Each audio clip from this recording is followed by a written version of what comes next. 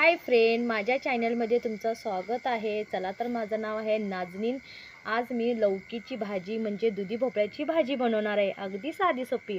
चला तर मी या दुधी भोपळ्याची साल काढून घेतलेला आहे आणि चिरण्यासाठी घेतलेला आहे आणि चिरून पण माझं झालेलं आहे आणि स्वच्छ आता धुवायला घेत आहे मी। हे बघा, आणि आता तेलात फोडणी मी द्यायला लागलोय। म्हणजे तेलात कसं फोडणी म्हणजे कसं तळून घेणार पहिला मी आणि तळून नंतर मी फोडणी देणार। आता चला तर मग पहिला दुधी भोपळ्याला चांगलं भाजून घ्यायला लागतंय।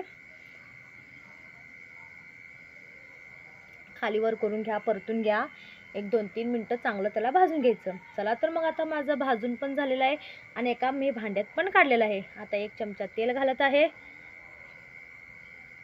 आणि आता मी कांदा पण चिरून टोमॅटो आणि कोथिंबीर घेतलेला आहे।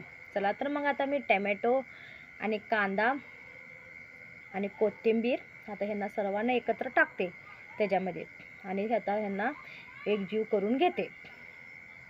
चला तर मग आता ह्यांना एकत्र करून घेतलेला आहे आणि आता मी चवीनुसार मीठ पण घातलेलं आहे।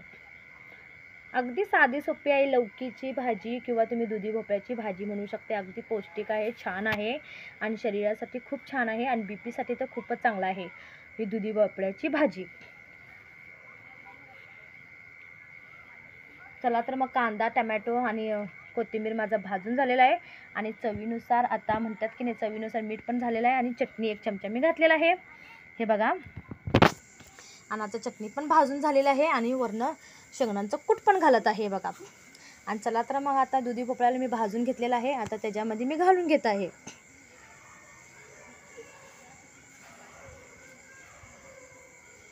हे बघा, लौकीला कसं भाजून म्हणजे दुधी भोपळ्याला कसं भाजून घेतं आहे बघा चांगलं ते मसाल्यामध्ये आणि वरनं थोडं पाणीसुद्धा घातलेलं आहे मी। हे बघा, आता एक 5 ते 10 मिनटं चांगलं ह्याला वाफेवर किंवा ह्याच्यावर झाकून चांगलं बारीक गॅसवर तुम्ही शिजायला ह्याला ठेवायचं। कसं तुम्हाला वाटलेलं आहे नक्की मला कमेंटमध्ये कळवा आणि अगदी साधं सोपं आहे, काहीच अवघड नाही आहे। तुम्ही पण नक्की ट्राय करा आणि लौकीची भाजी नक्की तुम्ही आठवड्यातनं 1-2 भाजी दुधी भोपळ्याची करत जावा, शरीरासाठी खूप पौष्टिक आहे। चला तर मी आता वाफेवर शिजवायसाठी झाकून ठेवते आणि चला तर मग आता कसा भारी कलर आलेला आहे आणि अगदी टेस्टी झालेला आहे माझी दुधी भोपळ्याची भाजी टेस्टी।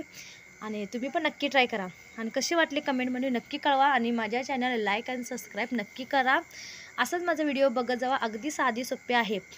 आणि तुम्हाला दुधी भोपळ्याची भाजी कशी वाटली आहे ते मला कमेंटमध्ये नक्की कळवा। बघा किती छान झालेलं आहे।